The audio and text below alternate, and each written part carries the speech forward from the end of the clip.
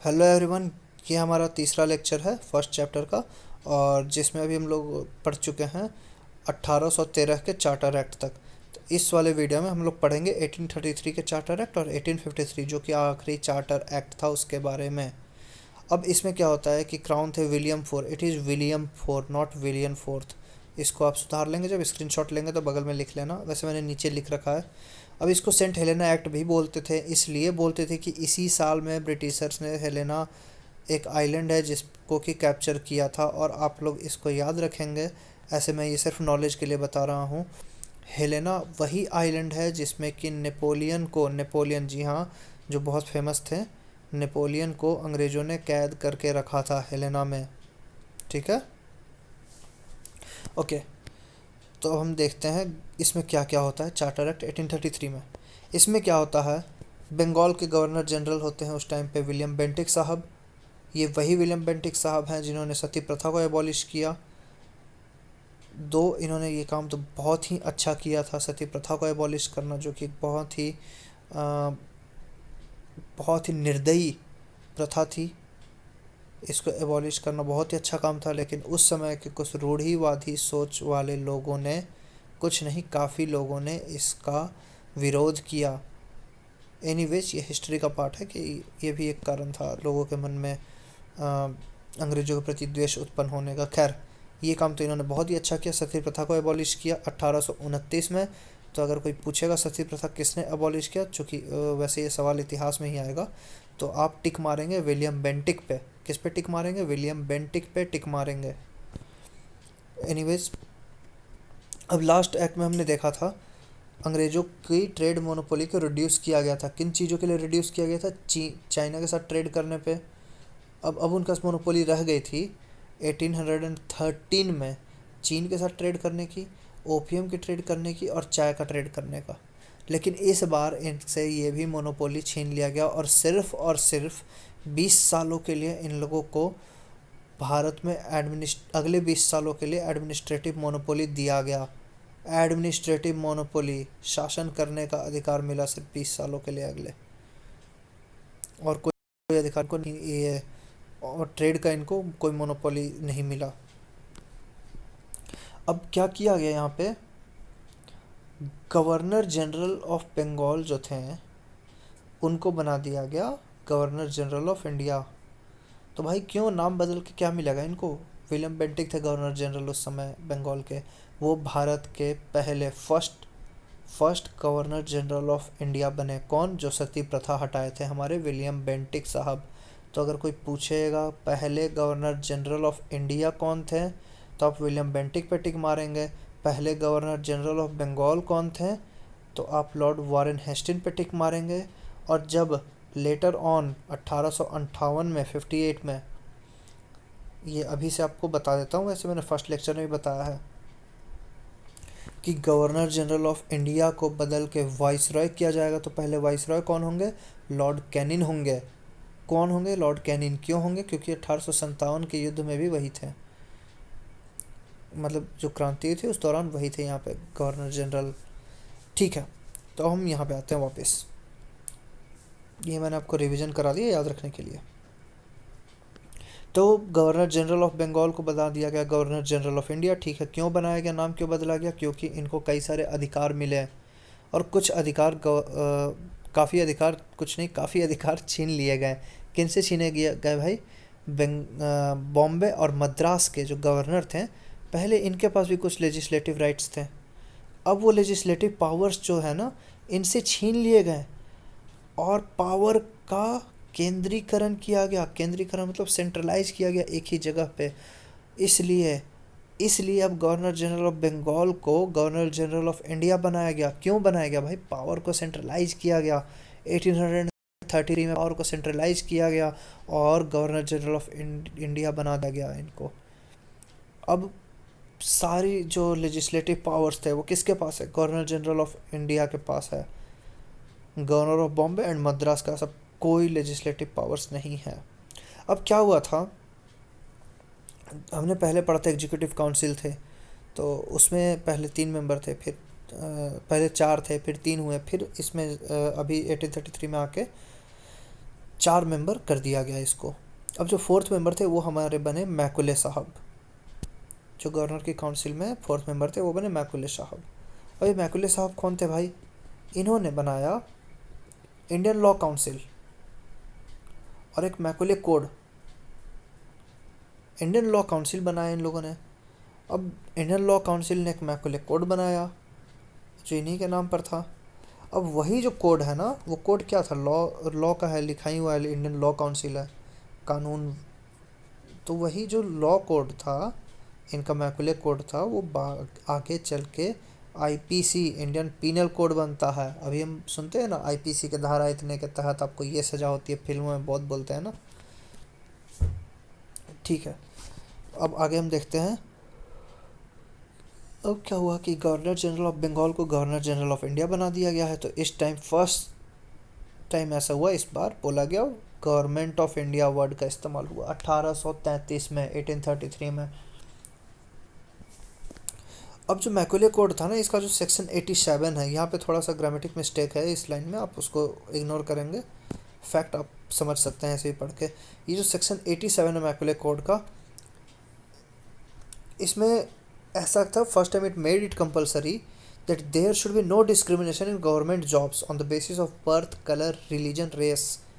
Government job जो है, सरकारी नौकरी, मतलब ब्रिटिश ईस्ट कंपनी की जो नौकरी है, उसमें किसी तरह का डिस्क्रिमिनेशन जन्म, रंग, धर्म और रेस, इन सब के आधार पे किसी तरह का डिस्क्रिमिनेशन नहीं होगा। अब इसको इम्प्लीमेंट कौन करेंगे? जो सरकारी नौकरी देंगे। वो कौन देंगे? जो कॉमर्स का काम देख रहे हैं, कॉमर्शियल अफेयर्स देख रहे हैं।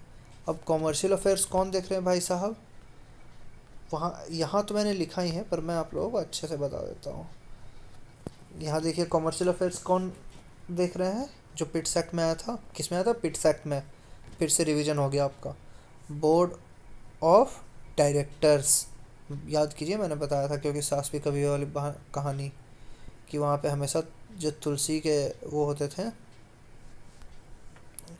मीर साहब जो हस्बैंड होते थे, क्योंकि सास भी कभी बहू में, वो हमेशा उनकी बातें होती थी, बोर्ड ऑफ डायरेक्टर्स की मीटिंग है। मैं तब बच्चा था, मेरी माँ ये सीरियल देखती थी, मैं ये वर्ड सुन के बड़ा अट्रैक्ट हो जाता था, भाई ये क्या होता है बोर्ड ऑफ डायरेक्टर्स। तो ठीक है, हम कहाँ थे? तो ये इम्प्लीमेंट करना बोर्ड ऑफ डायरेक्टर्स को, जिनको कोर्ट ऑफ डायरेक्टर्स भी बोलते थे, लेकिन इन बोर्ड ऑफ डायरेक्टर्स ने सीधा मना कर दिया, भाई हम नहीं इम्प्लीमेंट करते, हम तो करेंगे डिस्क्रिमिनेशन। हम करेंगे डिस्क्रिमिनेशन जन्म के आधार पे, रंग के आधार पे, धर्म के आधार पे, रेस के आधार पे हम डिस्क्रिमिनेशन करके रहेंगे। तो अंग्रेज बोले ठीक है भाई करो, अब कुछ कर नहीं सकते, इम्प्लीमेंट तो इन्हीं को करना है, अपने ही भाई बंधु हैं, जुल्म भारतीयों के साथ ही होना है, हमें क्या, छोड़ो होने दो। और इस तरह से इसको इम्प्लीमेंट नहीं होने दिया गया। अब इसी समय हेली कॉलेज बनता है लंदन में। ये क्या है हेली कॉलेज? सिविल सर्विसेज की पढ़ाई होने लगी यहाँ पे। वैसे तो स्लेव सिस्टम था नहीं भारत में, पर फिर भी थोड़ा बहुत जो था वो भी एबॉलिश कर दिया गया इस एक्ट के तहत। और इसके ठीक 20 सालों के बाद हमारा एक और एक्ट आता है जिसको बोलते हैं चार्टर एक्ट। और इस समय वहाँ पे क्राउन रूल में कौन रहती है? अलेक्जेंड्रिया विक्टोरिया, जिसका कि शासनकाल मैंने लिख रखा 1837। तो 1833 में लास्ट वाला एक्ट आया था ना, तो उस समय वो नहीं थी, मैडम नहीं थी। मैडम कब आई? 1837 से 1901 तक ये रहेंगी, इतने दिन। ठीक है। अब ये गवर्नर जनरल कौन रहते हैं उस समय पे? 1853। अब देखो ध्यान दो, 1853 आखिरी हमारा चार्टर एक्ट है। इसके पहले के चार्टर एक्ट 20-20 साल आप गैप रख लो सब में। और जो पहला एक्ट था 20 साल, उसमें 1773 रेगुलेटिंग एक्ट। तो आप वहाँ से देखो, इसको याद कर सकते हो बहुत ईजिली, यहाँ तक तो सबकी डेट्स, ईयर्स। ठीक है। अब इस समय थे लॉर्ड डलहौजी साहब। तो जो आखिरी चार्टर एक्ट होता है, आखिरी चार्टर एक्ट, देखिए ट्रेन काफ़ी विकसित चीज़ है, बहुत देर से बनी। तो जो आखिरी चार्टर एक्ट था, यह 1857 की जो हमारी क्रांति थी उसके जस्ट पहले जो चार्टर एक्ट आया था, उसमें आया ट्रेन कौन लाए भाई साहब? डलहौजी साहब लाए। तो इसमें कौन रहते हैं? हमारे governor general of India Lord Dalhousie रहते हैं। ठीक है, याद रहेगा आप लोग को। अब डलहौजी साहब ट्रेन तो लाए, भारत का थोड़ा बहुत तो भला हुआ, वैसे इनकी नीयत भलाई की नहीं थी, ये इन्होंने भलाई की नीयत से नहीं लाई थी, अपने ट्रेड पर्पस से ट्रेन बनाया गया था, भारत में रेल की सुविधा चालू की गई थी। लेकिन वो तो चलो फिर भी भला हो गया, पर इन्होंने एक और घटिया काम भी कर दिया, डॉक्ट्रिन ऑफ लैप्स। अब डॉक्ट्रिन ऑफ लैप्स क्या होता है भाई? डॉक्ट्रिन ऑफ लैप्स क्या होता है कि दत्तक पुत्र, दत्तक पुत्र आप समझते हो, गोद लिया हुआ पुत्र, गोद लिया हुआ मतलब किसी अनाथ को आप गोद ले लेते हो, बोलते हो ये हमारा पुत्र है, मैं इसके नाम अपनी संपत्ति करता हूँ। तो आज के टाइम पे आप ये कर सकते हो, लेकिन उस समय अगर कोई राजा ऐसा करता, फॉर एग्जांपल झांसी की रानी का एक दत्तक पुत्र होता है जिसको अपने पीठ पे बांध के लड़ाई करती है, हम लोग हमेशा झांसी की रानी की तस्वीर ऐसे ही देखते हैं, तो अंग्रेज साफ मना कर देते हैं कि इसको हम राजा नहीं मानते, इसको हम राजा नहीं मानते।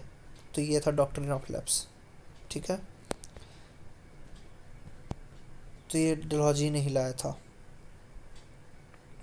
अब मैंने आपको बताया लास्ट टाइम कंपनी का 1833 में कंपनी का एडमिनिस्ट्रेटिव पावर 20 साल के लिए बढ़ा दिया गया, लेकिन वो आखिरी बार ऐसा हुआ था। इसके बाद भी एडमिनिस्ट्रेटिव मोनोपोली को बढ़ाया गया, पर अनिश्चितकालीन, अनिश्चित काल, इनडेफिनिट पीरियड, पीरियड नहीं डिफाइन किया गया। अब ये सोचिए, ये नहीं बोल रहे हैं अनंत काल, अनिश्चित काल, दोनों में फ़र्क होता है ना भाई, अनंत काल अनिश्चित काल।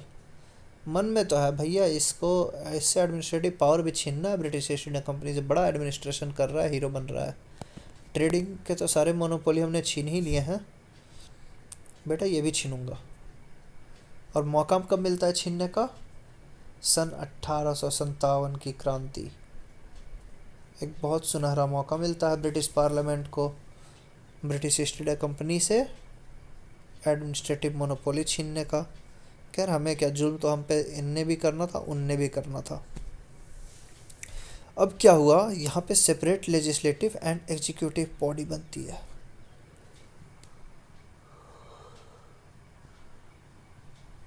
कार्यपालिका अलग और विधायिका अलग। अब आईसीएस एग्जाम इंट्रोड्यूस होता है। आईसीएस क्या होता है भैया? आज के टाइम पे आईएएस होता है ना, उस जमाने में आईसीएस होता था, इंडियन सिविल सर्विसेज। हमारे सुभाष चंद्र बोस जो थे ना, उन्होंने भी क्लियर किया था आईसीएस, ये मैंने ऐसे ही बता दिया, याद रहेगा। तो अब क्या हुआ ना, उस समय आईसीएस एग्ज़ाम नहीं होते थे पहले, इस एक्ट के पहले, तो नेपोटिज्म चलता था, अपने जान पहचान के लोगों को बना दिया ऑफिसर भाई। तो इस एक्ट के बाद आईसीएस एग्ज़ाम इंट्रोड्यूस हुआ, और मैकुले कमेटी उन्होंने यह आईसीएस एग्ज़ाम भी स्टार्ट करा। लेकिन ये हेल्ड कहाँ तक पे होता था भैया? ये एग्ज़ाम कहाँ पे हो रहा है? लंदन में हो रहा है। और ये कब तक ऐसा होता रहा? ये सिस्टम चला है 1922 तक। उसके बाद ये जब ये भारत में स्टार्ट हुआ तो इलाहाबाद में होने लगा आईसीएस एग्ज़ाम, आज के प्रयागराज में। अब इन लोगों ने इंडियंस को बोला अब हायर पोस्ट पे भी अलाउड हो भैया। अब बोर्ड ऑफ डायरेक्टर्स जो था ना, इसको घटा दिया गया और बोला गया आप में जो 6 मेंबर हैं वो अब क्राउन सिलेक्ट करेगी, आपके जो 6 मेंबर्स हैं वो अब क्राउन सिलेक्ट करेगी। इस तरह से हमारा 1853 का चार्टर एक्ट भी ख़त्म होता है और हमारा ये लेक्चर भी ख़त्म होता है। इसके बाद 1857 की क्रांति होगी और फिर हम 1858 के एक्ट के साथ नए लेक्चर में आपसे मिलते हैं, नए वीडियो लेक्चर में। तब तक के लिए धन्यवाद, अलविदा, बाय बाय। और इस चैनल को सब्सक्राइब ज़रूर कर लें, तभी तो अगले बार हम फिर मिलेंगे, ठीक है? Okay bye.